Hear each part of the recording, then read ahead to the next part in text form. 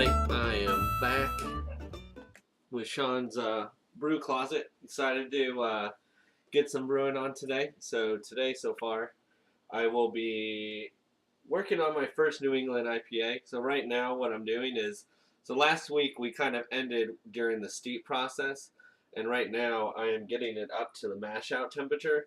And what this is going to do is this is getting all the grain to heat up and to stop pulling sugar out. It kind of draws the line and says, hey, no more sugar.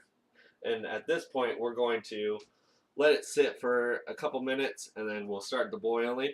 One of the interesting things about New England IPAs, though, is that it's very different than our typical West Coast IPAs and such, as it's not very bitter. So a lot of the hop process in normal IPAs is we slam it during the boil. This has a lot of dry hopping, and because of that, what we're going to see is a lot less bitter taste, but we're going to have a lot more hoppy taste. Or I guess I would say, you know, the more of the flavors of the hop are going to be in there. And the other thing is the type of hops that we use for a New England IPA are really a lot more citrusy and a lot more fruitful, where sometimes with normal IPAs you get more pine, and as Danny likes to say, you're drinking a Christmas tree. So that's one of the big differences between the two. Now, when we look at the grain build, so we did a pound of two-row, a pound of Morris Otter, 0.2 pounds of wheat. Now, there's no caramel malt in this, and one of the biggest differences in the New England IPA is the body of the beer. Now, in a normal IPA, it's clear, it's very light, it's crisp. Now, in a New England IPA, the body is a little bit more thicker. That's why we have the wheat in there. There's also some oat in there as well to kind of build up that body. So no caramel malt at all. So we're expecting a really like a gold, almost a gold color, just like it was like a golden ale or something like that. So also what we're going to be doing today is I got a few bottles of my orange wheat, and get this so I could start carbonate my IPA. So I have a different, like a traditional IPA in there, changed it up the recipe just a little bit, so I'm excited to keg that and take a couple sips of that as well. So with the New England IPA, we're going to be doing a lot of dry hopping. So this IPA is not going to have that much hops in the boil to pull that acid out. So we don't even add hops to the boil until the last 10 minutes, which is very abnormal. The other part that's kind of interesting is how with the hops, we're going to see a lot more hops in the overall. So most of my IPAs, I have about an ounce of hops in there.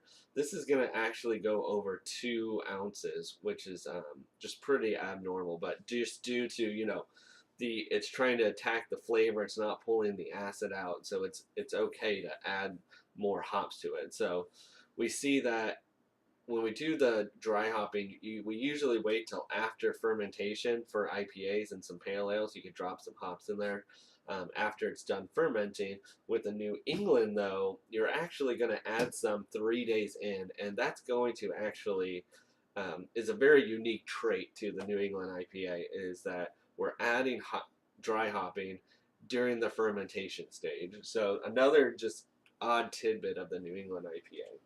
I just love the smell of the grain cooking and just the smell of the grain in my car as I'm going through. Now, the hops are more sealed, so you can't get that smell until we open it up towards the end of the process. But just that sweet grain smell is just so fantastic. I mean, every time that I'm out here cooking in the kitchen or outside, it just smells like you just walked into the back end of a brewery, and it smells fantastic. Now, what I'm going to do with my leftover water is I'm going to be pulling the bag out and kind of dumping the water on top to kind of help pull some of the last sugars out that's kind of stuck in the grain, so that way we have a little bit better sugar pull. I don't tend to beat up the bag as much to try to really drain it out. I try to just do enough to get it to stop dripping so I can safely move it over.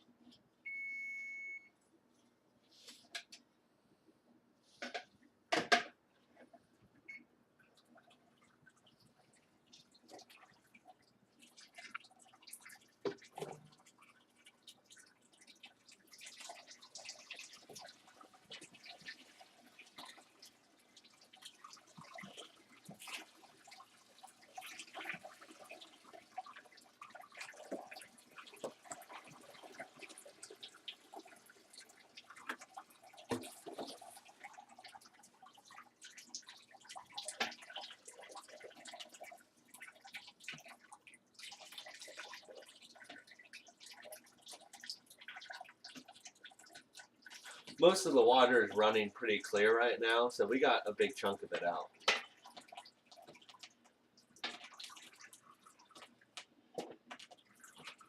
So with the New England IPA, we talked about last week. We talked about the yeast or yeast, and this is one of the other brands that I use.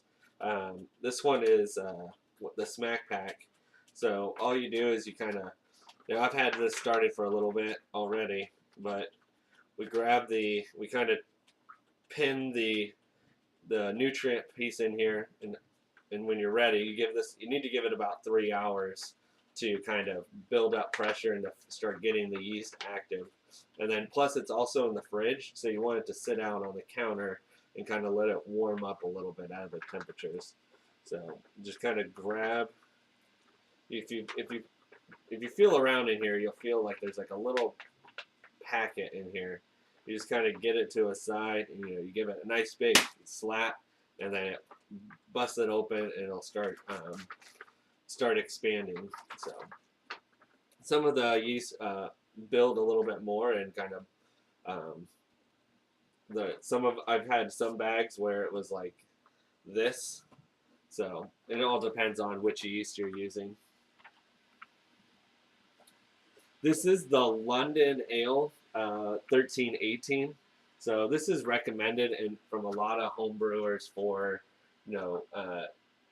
for the New England IPA versus using a regular ale yeast, or the more of a IPA ale yeast. So this one does not have.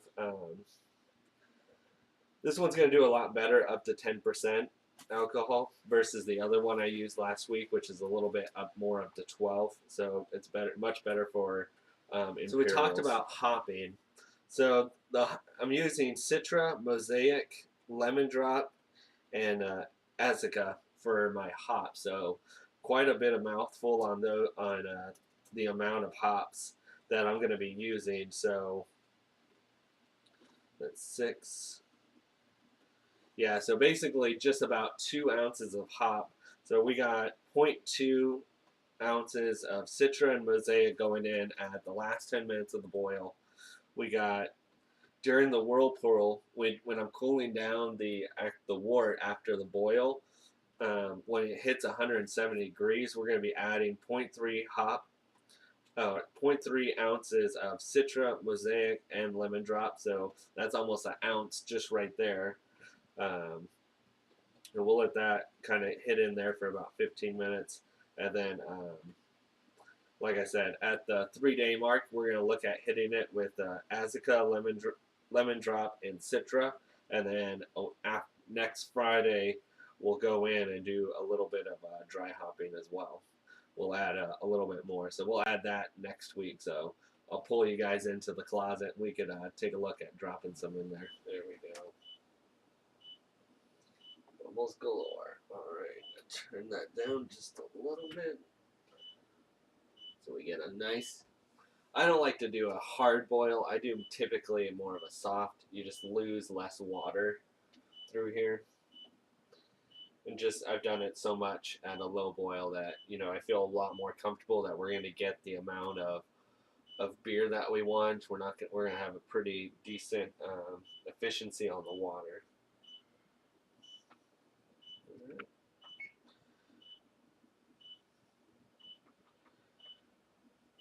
45 minutes on the clock. Will come in 45 minutes. I'll be coming over, adding some Irish moss. Give it another 5 minutes. Then we'll be adding the first round of hops, and we'll also be adding some um, beer nutrients. So as you can see, we got a couple taps right here.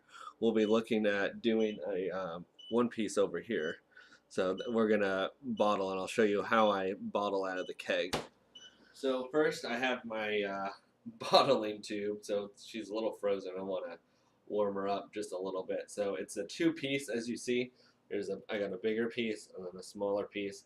Now this bigger, thicker one is actually going to go right onto the tap right here and sit on there. Versus this piece is going to be ready to go into the bottle and actually fill it up. Now what we want is the beer to touch the bottom of the barrel or bottle and then kind of lift the air out of it. We're trying to avoid getting air in there. The reason why it was in the freezer is because you want this to be nice and cold. CO2 releases with warmer temperatures. All right, so I sanitize the bottles. So again, remember you're trying to sanitize mostly the inside of the bottle because that's where the beer is going to go. Don't worry too much about the outside. But I did put them in the freezer after I sanitized it. So now the bottle's cold, so when the beer touches it, it's not going to necessarily start releasing the CO2 out of the beer. Also have some bottle caps. I got my fancy bottler. Took me, the first time I bottled, I was very anxious because, you really got to force it down to get the cap to go over the bottle. So it is, if you haven't bottled before, feels a little awkward. It feels like you're going to break the bottle. All right, so as you see, we got our bottle. We're just going to kind of slope it in. And I put it at the bottom, and then as you start to fill, we're going to bring it up.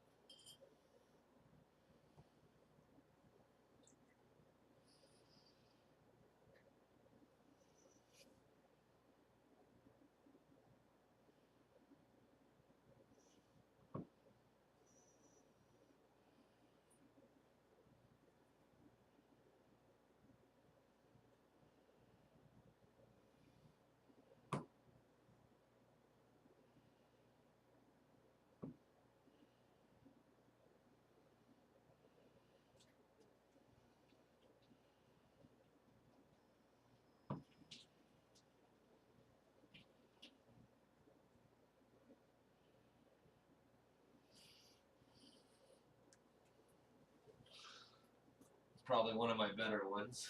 This is a messy process, so make sure if you ever do this at home, you got some kind of towel nearby.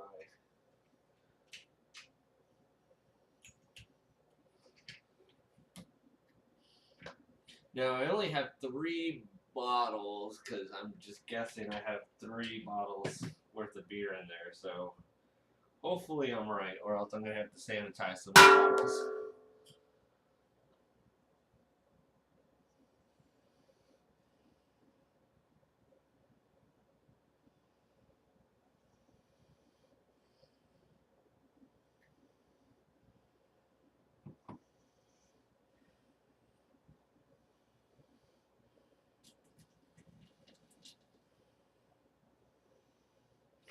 Now what I'm doing is kind of pushing some of the foam out when I kind of put it back in and let it overflow. I'm trying to get rid of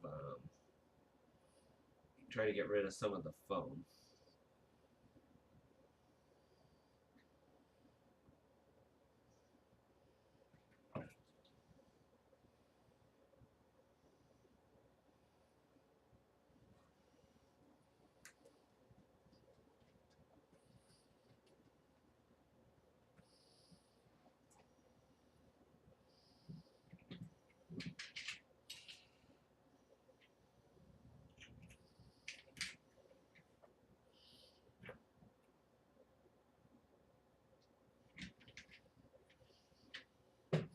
Time to sanitize more bottles. Now, if you want to look inside my Keezer, I have it kind of hooked up pretty well. So I have one 4-way regulator for all the taps. I do my force carbing off this bad boy, and that's hooked in there nice and tight. So what I'll do right now is I'm going to disconnect the keg, get it clean, put some sanitizer in there. I need to run sanitizer in this tap line to flush all the old beer out, so that way it doesn't mess with the IPA when I put it in there.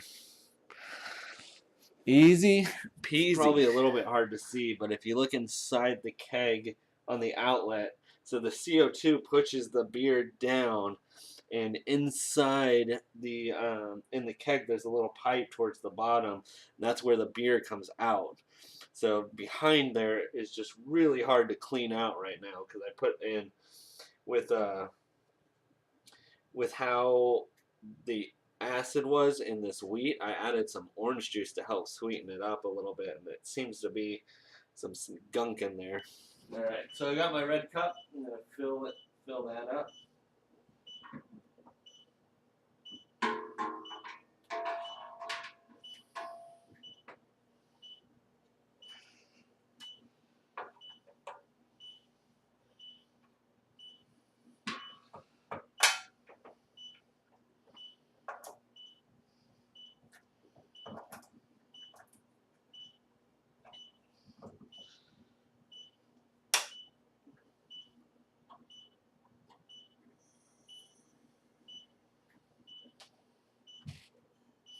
Basically, I just put some CO2 in there just so it helps force the cleaner out.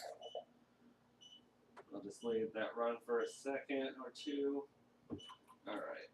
So all the beer is out of the tubing now. Now I'll disengage all the equipment.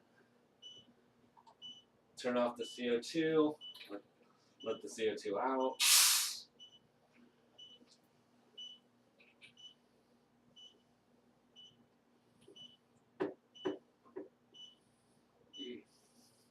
I need 2 hands.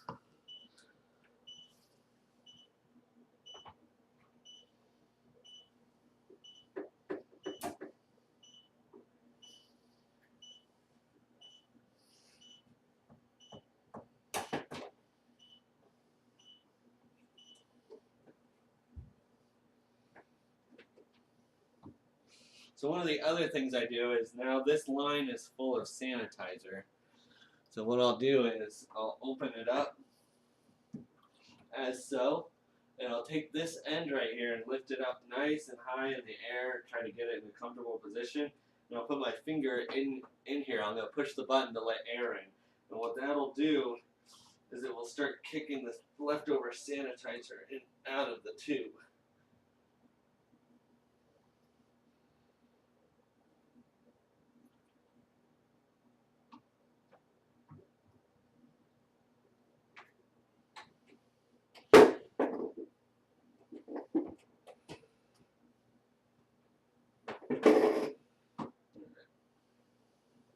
So there's a little bit of sanitizer in the line, and normally after I keg or tap the keg, I'll pour some of the beer out and just let it shoot the rest of that sanitizer out, and then from there I could dump it and then start drinking the beer. Whew, just have to be quick.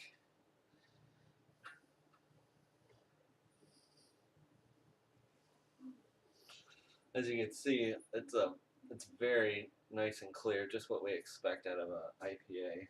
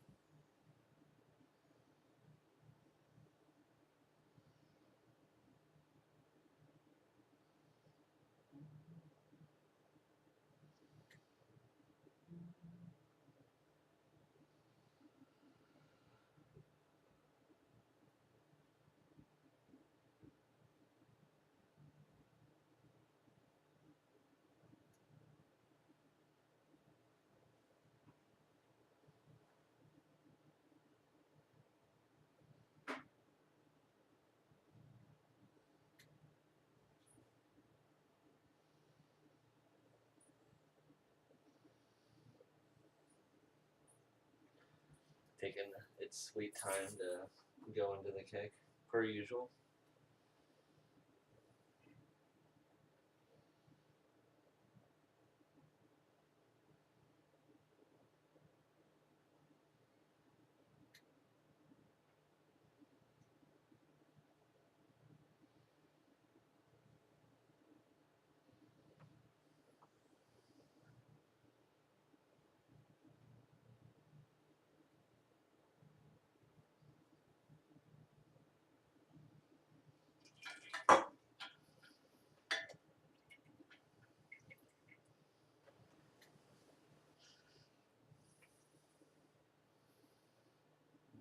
Too much beer.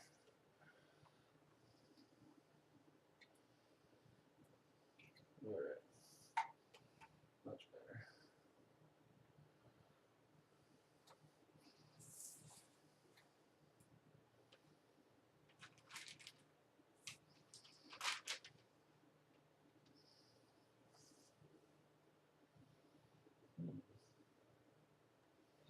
Interesting.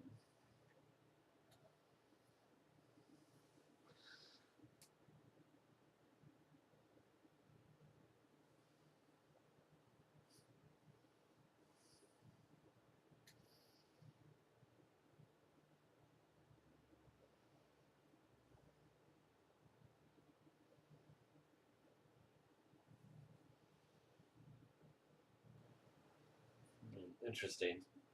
Not a very great final gravity reading. Came in really high. So probably have to do some research on that to see where the myth was. It is nice and clear. I wonder if it has anything to do with the wheat. It smells really good though, I'll say that.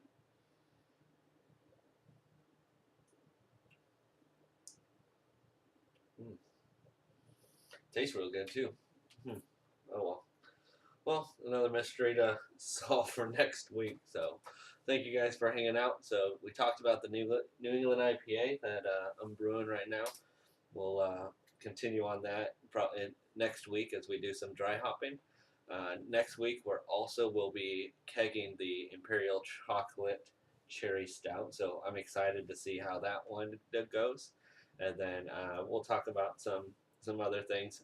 Haven't figured out what I'm brewing next week, but I'm sure it'll be something just as good. All right, everybody. We'll see you next time.